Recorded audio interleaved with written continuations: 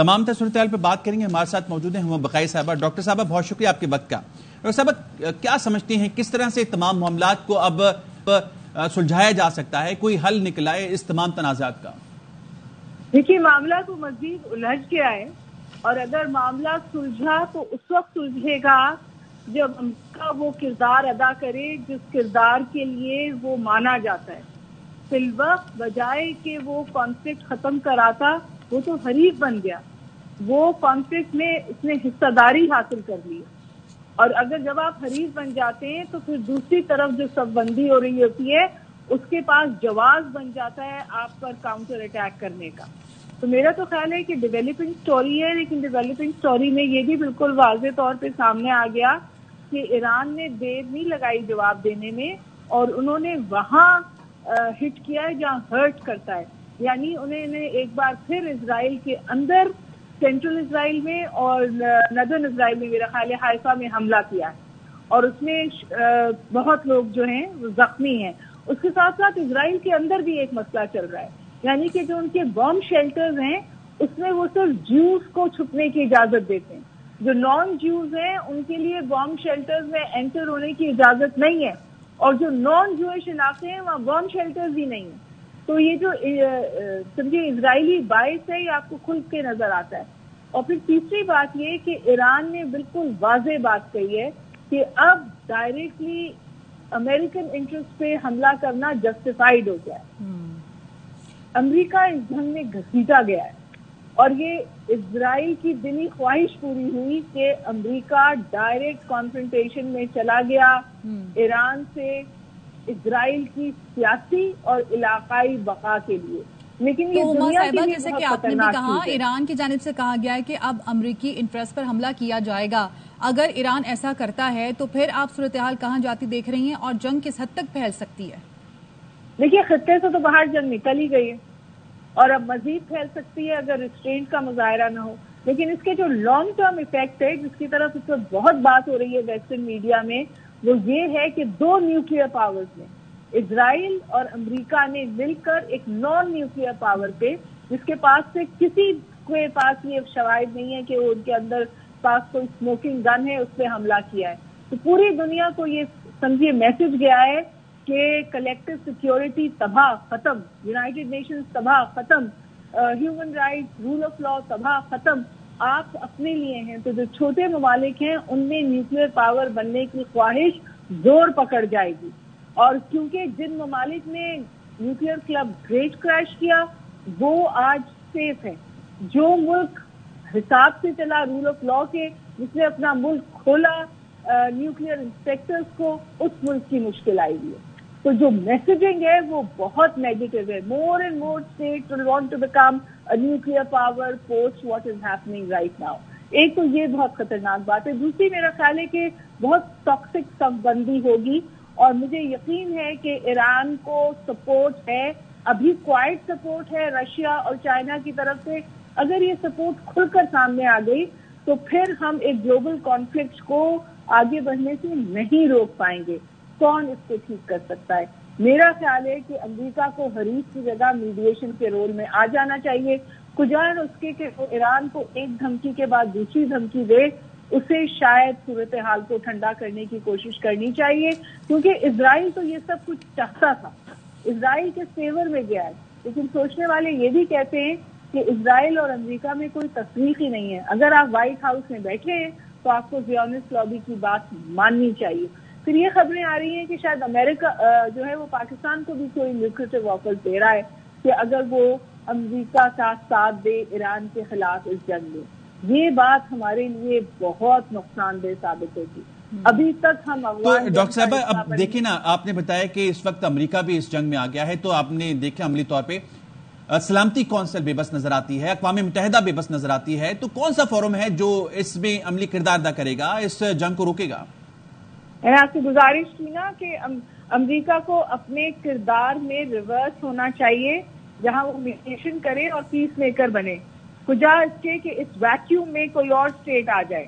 کیونکہ امریکہ نے حریف بن کر غلطی کی ہے, اور ایک ہفتے پہلے تک وہ یہ کہہ رہا, امریکہ جو تھا وہ ایران کو ٹاک کے لیے انوائٹ کر رہا تھا. ایران نے پہلے اس اسٹیپ کو اسرائیل نے پہلے اس کو سبوٹاج کیا حملہ کر ایران پر, اور اب مزید سبوٹاج کیا ہے ساری کانورسیشنز کو, ساری انٹریکشنز کو اسرائیل, امریکہ, ویسٹ اور ایران کے بیچ میں. اور آپ دیکھیے ایران کے اندر کیا ہو رہا ہے, وہ تمام لابیز جو انگیجمنٹ ود ویسٹ کی بات کرتی تھی وہ اس وقت ٹوٹلی مارجنلائز ہو گئی, اور وہ ایک کے بعد ایک بندے کو پھانسی دے رہے ہیں جو وہ سمجھتے ہیں کہ اسرائیل نے پینیٹریشن کی ہوئی تھی, پرولیفریشن کی ہوئی تھی وہاں سے انٹیلیجنس کے لیے. اور اسرائیل کا یہ طریقہ کار ہے, اس نے حماس اور حزب اللہ کو اس طرح کی ہیومن پینیٹریشن کے بعد گرایا ہے. تو جاسوسی اسرائیل کا سرہ امتیاز ہے, اور وہ جاسوس انہوں نے ایران کے اندر بھی چھوڑے ہوئے ہیں جن کو اب ایران پکڑ کر پھانسی دے رہا ہے. تو اس صورتحال اس وقت بہتر ہوگی جب سب اپنی ہارڈ پوزیشن سے پیچھے ہٹیں گے.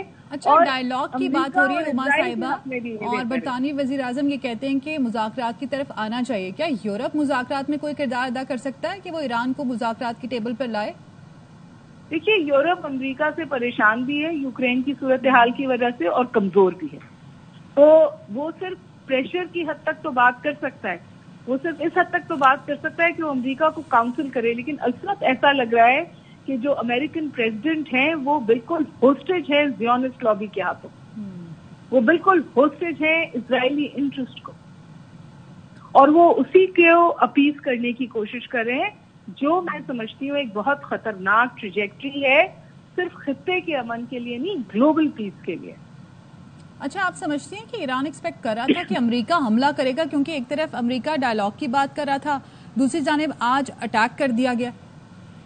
دیکھیے جی, میری جو ویسٹرن میڈیا پہ جو میں نے کانورسیشنز اور کامنٹری سنی ہے اس میں یہ کہہ رہے ہیں کہ ایران نے ایک لمحے کے لیے بھی یہ بلیو نہیں کیا تھا کہ امریکہ ایکچولی بات چیت کرے گا. وہاں یہ سوچ تھی کہ یہ ٹائم گیننگ ٹیکٹک ہے امریکہ کی طرف سے, اور وہ ایکسپیکٹ کر رہے تھے یہ حملہ, اسی لیے جن نیوکلیر انسٹالیشن پہ انہوں نے حملہ کیا ہے وہ بالکل خالی تھی. قطر نے ابھی اسٹیٹمنٹ دیا ہے کہ ریڈیو ایکٹیویٹی لیولز کہیں بھی ایران میں اوپر نہیں گئے ہیں. تو اگر یہ ریڈیو ایکٹیویٹی لیولز اوپر نہیں گئے اس کا مطلب ہے کہ کوئی ایسا نقصان نہیں ہوا جو باعث فکر ہو ایران کے لیے. اور کوئی بھی سمجھدار چھوٹا ملک جو ایٹمی قوت حاصل کرنا چاہتا ہے یا ایٹمی پروگرام رکھتا ہے اور اس کو اس قسم کی ہاسٹیلٹی کا سامنا ہو تو وہ یقیناً آلٹرنیٹیوز رکھتا ہے. پاکستان نے ہمیشہ آلٹرنیٹیوز رکھے, اور ایران کو تو اس بات میں سمجھیے بہت ایکسپرٹیز حاصل ہے. اس کا جو پورا سمجھیے پراکسی وار نیٹ ورک تھا وہ انڈر گراؤنڈ تھا, تو انڈر گراؤنڈ تو پوری ٹنل ان کے پاس ہیں جہاں وہ پروگرام کا جو کور مٹیریل تھا اس کو میرا خیال ہے وہاں سے موو کر چکے تھے. کوئی نقصان نہیں کر پایا, کرنا بھی نہیں چاہتا تھا ٹرمپ نقصان. ٹرمپ ایک سمبولک اٹیک کر کے ایران کو ڈرا کے اس کو پیچھے کرنا چاہتا تھا کہ وہ اسرائیل پر مزید حملے نہ کرے, لیکن وہی ایران نے جواب دیا ہے. فوراً رسپانس یہ آیا ہے کہ اس نے دوبارہ اسرائیل پہ میزائل اٹیک کیا ہے. تو آپ دیکھیے کہ جو ڈیٹرنٹ ٹرمپ اسٹیبلش کرنا چاہتے تھے اس اٹیک کے بعد, اور ایران. اچھا ڈاکٹر صاحبہ, ایک اور سوال آپ سے یہ کرنا چاہوں گا. ابھی جو ہے امریکہ نے کہا کہ اگر ایران حملہ کرتا ہے تو ان کے ایسے نشانات کو مٹا دیں گے جو اس کی سوچ بھی ہوگی, چند منٹوں میں تمام اہداف کو حاصل کر لیں گے. آپ کو لگتا ہے کہ مزید حملے بھی ہوں گے ایران کے اوپر؟ دیکھیے میں یہ تو واضح طور پہ نہیں کہہ سکتی کہ مزید حملے ہوں گے یا نہیں, کیونکہ یہ ڈیپینڈ کرتا ہے ایران پہ کہ وہ ٹیمپریچر کتنا بڑھاتا ہے. لیکن اس طرح کے ایگزیجریٹڈ اسٹیٹمنٹ دینا پریزیڈنٹ ٹرمپ کی عادت ہے.